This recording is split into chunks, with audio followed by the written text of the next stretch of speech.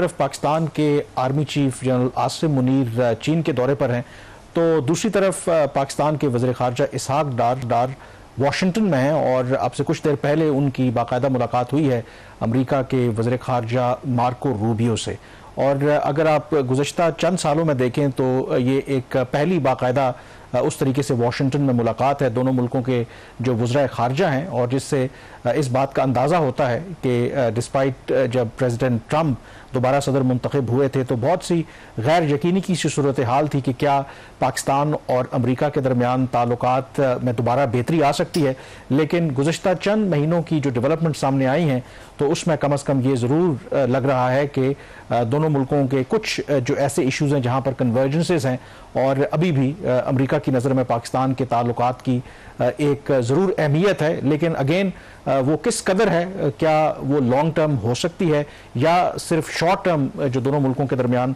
इस वक्त जो इंटरेस्ट है उसकी वजह से ये दोनों करीब आ रहे हैं। और इस मुलाकात में क्या कुछ हुआ है, कुछ तफसीलात तो सामने आई हैं, लेकिन बाकी मेरे ख्याल में उसका इंतजार करना पड़ेगा। मजीद जब तफसीलात आएंगी तो कल भी इस पर डिस्कशन करेंगे। But I think more importantly अगर आप इसको ऑप्टिक्स के एतबार से भी देखें, इसमें सिंबलिज्म भी देखें, तो एटलीस्ट एक ये लग रहा है कि किसी तरीके से जो पाकिस्तान की कोशिश है कि पाकिस्तान की नज़र में अमेरिका से ताल्लुकात हमारे इंपॉर्टेंट हैं, बट ये जो ताल्लुकात हैं उसमें जो माजी में हमने देखा था कि एक स्ट्रक्चर्ड वे था, यानी कि इंस्टीट्यूशनल जो रिलेशनशिप थे, ये नहीं था कि कभी कभी कोई बातचीत हो जाए। तो पाकिस्तान की एक कोशिश है कि ये जो ताल्लुकात हैं वो स्ट्रक्चर्ड हों और वो जो मैकेनिज्म था पुराना वो रिवाइव हो, तो उसकी तरफ एटलीस्ट एक एफर्ट ज़रूर है और ये मुलाकात उसको रिफ्लेक्ट कर रही है। कामरान, आज से तकरीबन एक साल पहले मैंने एक क्लोज डोर एक ब्रीफिंग सेशन अटेंड किया।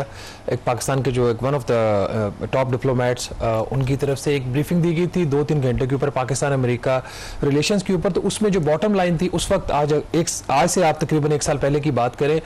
तो सबसे बड़ा एक वहाँ पे कंसर्न ये पाया जाता था फॉरेन ऑफिस के अंदर कि पाकिस्तान को हायर लेवल के ऊपर यूएस एडमिनिस्ट्रेशन में ओबामा एडमिनिस्ट्रेशन थी या उसके बाद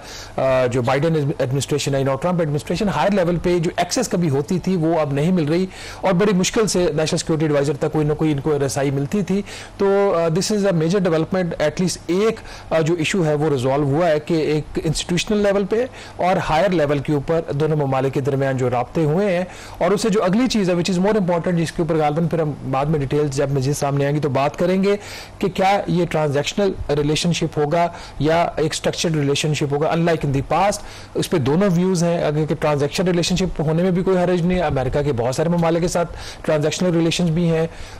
डिप्लोमेसी के अंदर गिव एंड टेक होता है, जहाँ पे किसी कंट्रीज का जो इंटरेस्ट है दो मुख्तलिफ ममालिक के कन्वर्ज होते हैं वहाँ पे गिव एंड टेक हो जाता है। तो let's see what comes out, but this is an important development. I think उसको देखने के दो तरीके हैं। जब से अमरीकी अफवाज का यहाँ से इनकला हुआ था एंड देन आपने खुद भी जिक्र किया कि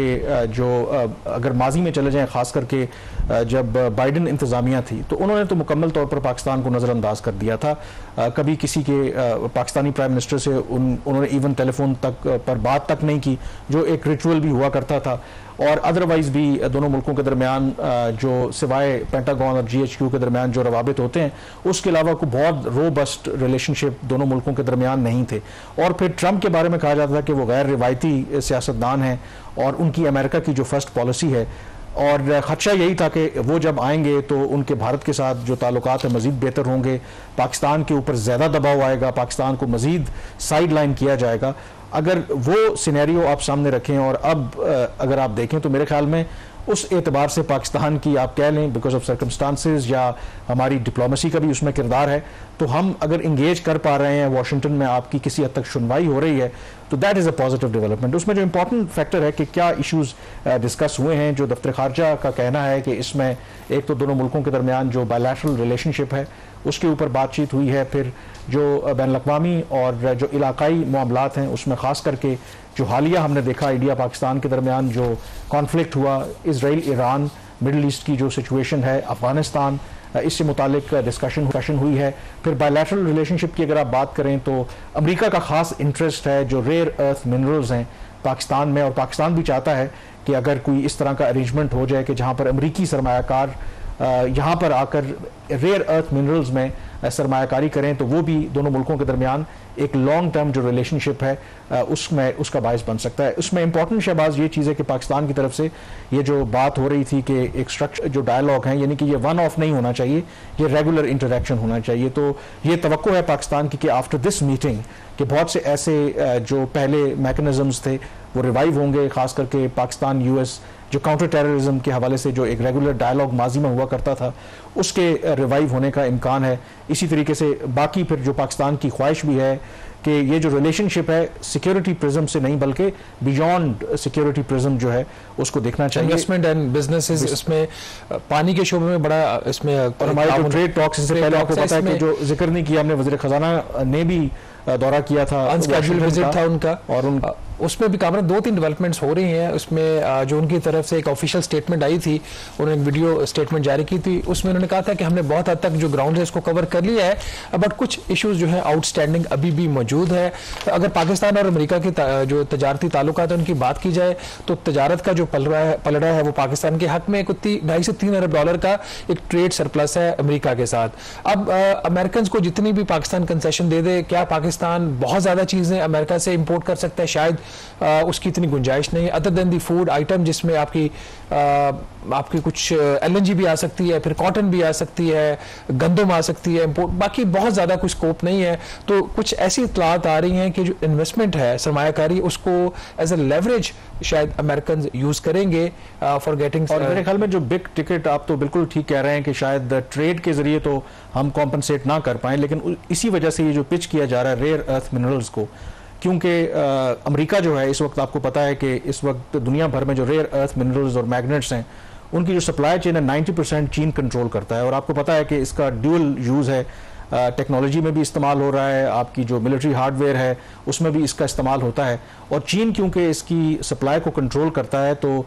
जो चीन और अमेरिका के दरमियान जो हालिया ट्रेड वॉर भी लड़ी जा रही है, तो उसमें बहुत सी ऐसी सर्टिफिकेशंस अब चीन की तरफ से सामने आ रही हैं, तब वो जो सप्लाई करेंगे रेयर अर्थ मिनरल्स वगैरह को, तो अमेरिका इसको डाइवर्सिफाई करना चाहता है। और पाकिस्तान में भी रेयर अर्थ मिनरल्स हैं और उनको नज़र आता है कि अगर पाकिस्तान के साथ इस तरह का कोई एग्रीमेंट हो जाता है, यहाँ पर वो रेयर अर्थ मिनरल्स में सरमायाकारी करते हैं, तो शायद ये जो शोबा है इसको डाइवर्सिफाई किया जाता है। तो पाकिस्तान का ख्याल है कि ये भी एक ऐसा एरिया है जहाँ पर हम जो मौजूदा ट्रंप इंतजामिया उनको कन्विंस कर सकते हैं। कामरान, एक जो इशू आउटस्टैंडिंग था चंद माह पहले तक, वो ये था कि जो रेकोडेक का प्रोजेक्ट है, इसके अंदर अमेरिकन जो एक्सिम बैंक है, उनकी एक्सपोर्ट इंपोर्ट बैंक, वो उसके लिए लैंडिंग करना चाह रहे थे up to $1 billion, but America की तरफ से ये शर्त लगाई गई थी, उनकी तरफ से डिमांड थी कि जो एक्सिम बैंक है इसको प्रेफरेंशियल क्रेडिटर का स्टेटस दिया जाए। इसका मतलब ये होता है खुदा ना खास्ता अगर कोई डिफॉल्ट हो जाए तो जो एसेट्स के ऊपर जो पहला राइट होगा वो प्रेफरेंशियल क्रेडिटर का होगा। जैसे वर्ल्ड बैंक है, एशियन डेवलपमेंट बैंक है, IMF है, ये पाकिस्तान के प्रेफरेंशियल क्रेडिटर है। पाकिस्तान का उसके ऊपर मौक़िफ़ उस वक्त ये था कि अगर हमने अमेरिकन एक्सिम बैंक को ये स्टेटस दिया तो चाइनीज एक्सिम बैंक, जिसकी बहुत ज़्यादा इन्वेस्टमेंट है पाकिस्तान के अंदर, सरमायाकारी करते हैं, लैंडिंग करते हैं वो, और साउथ कोरियन एक्सिम बैंक वो भी सेम स्टेटस मांगेंगे, तो ये बड़ा एक मुश्किल काम हो जाए। तो उस वक्त इस वजह से उन्होंने इसके लिए लैंडिंग नहीं की थी। अब होपफुली जो रेकोडेक प्रोजेक्ट है उसकी जो फाइनेंशियल क्लोज है वो सितंबर में एक्सपेक्टेड है। अगर वो हो जाता है तो लेट्स सी अमेरिकन इसके अंदर लैंडिंग करते हैं या नहीं करते, but this is a positive development. मेरे ख्याल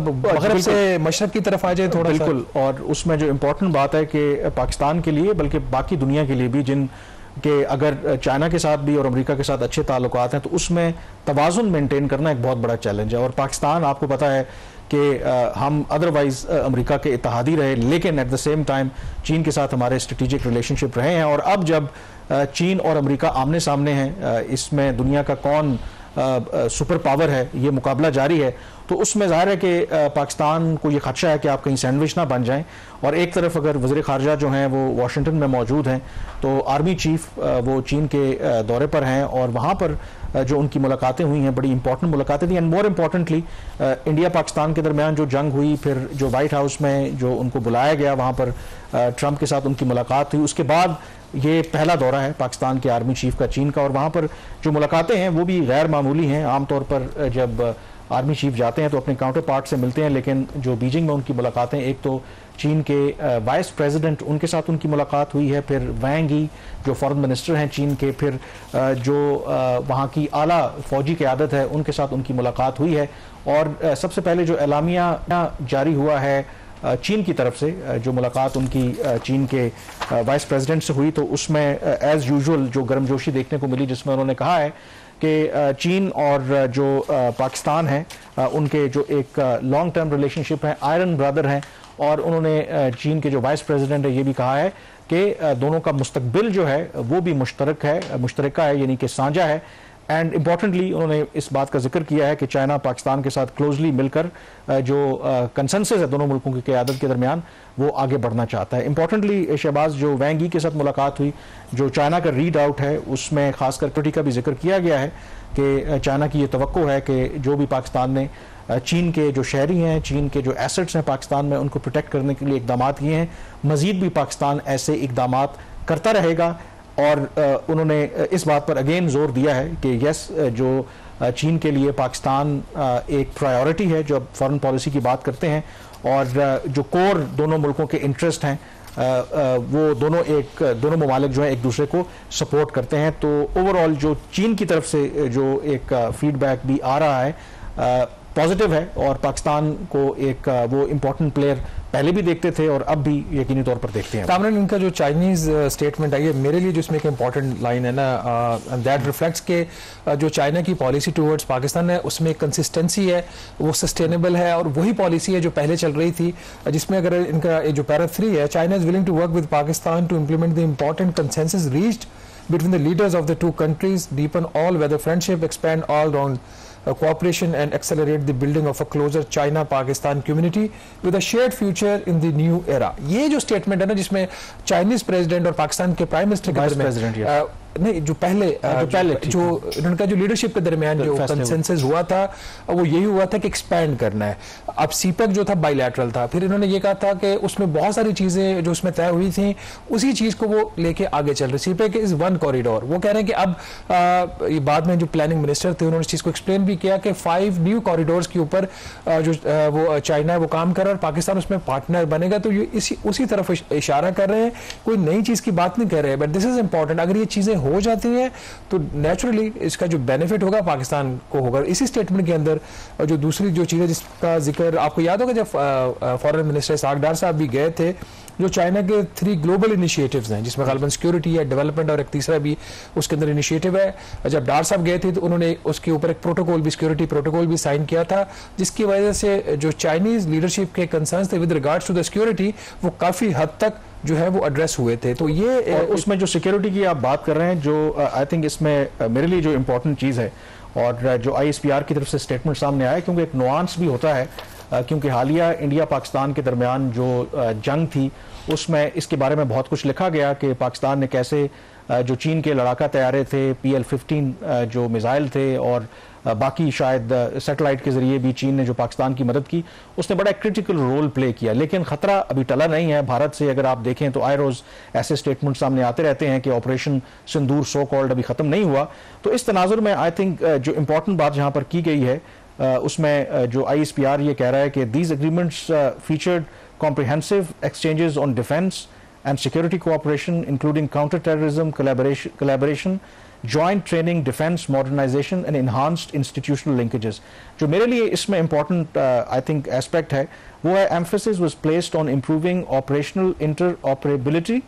and strategic coordination to confront hybrid and transnational threats. The Chinese military leadership reiterated full confidence in the strength of the bilateral defense partnership and acknowledged Pakistan's pivotal role in promoting regional peace. अब अगर फौजी इस्तिलाह में, दिफाई इस्तिलाह में ये जो inter operability होती है, इसको अगर आप सादा अल्फाज में मैं बयान करना चाहूँ कि 2 मुल्क हैं, 2 मुल्कों के इदारे हैं, 2 मुल्कों की अफवाज है, वो 2 बेशक मुख्तलिफ ममालिक हैं लेकिन वो एक ही फ्रीक्वेंसी और एक ही सिस्टम के ऊपर ऑपरेट करते हैं। वो बेशक थ्रू जॉइंट एक्सरसाइजेज हो, वो उनकी आपस में इंटेलिजेंस कोऑपरेशन हो, वो आपके जो दिफाई साजो सामान हो, और वो जो आप कह सकते हैं इंटर ऑपरेबिलिटी हमें देखने को मिली जब इंडिया पाकिस्तान के दरमियान जंग हुई, और इसमें एम्फेसिस दिया गया है इस एक दफ़ा फिर कि इसको मज़ीद जो है इम्प्रूव करना है। एंड देन जो हाइब्रिड और ट्रांस नेशनल थ्रेट्स की बात की गई है, यानी कि उसको सी पैक यानी कि चीन को भी खतरा है। जब हाइब्रिड और ट्रांस नेशनल थ्रेट्स का मतलब ये है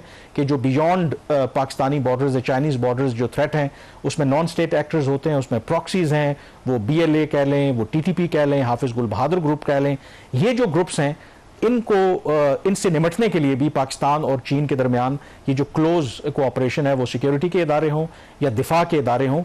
इसमें क्लोज कोऑर्डिनेशन और कोऑपरेशन की बात की गई है। और मेरे ख्याल में इसमें बड़ा अंडरलाइन मैसेज जो पाकिस्तान और चीन के मुश्तरका एडवर्सरीज हैं, वो नॉन स्टेट एक्टर्स हों या स्टेट एक्टर्स हों, उनके लिए इसमें पैगाम भी है। यहाँ पर ब्रेक लेंगे और ब्रेक के बाद बात करेंगे, क्योंकि ये तो आर्मी चीफ का विजिट हुआ है, पाकिस्तान के प्राइम मिनिस्टर का जो विजिट है वो भी एक्सपेक्टेड है चीन का। और ज़ाहिर है कि डिफेंस कोऑपरेशन की तो हमने बात की है, लेकिन दो मुल्कों के दरमियान जो स्ट्रॉन्ग फाउंडेशन होती है वो इकोनॉमिक और ट्रेड जो रिलेशनशिप है वो भी बहुत मैटर करते हैं। तो ब्रेक के बाद इस पर बात करेंगे कि ये जो प्राइम मिनिस्टर का विजिट है अपकमिंग, वो कितना इंपॉर्टेंट है। So stay with us.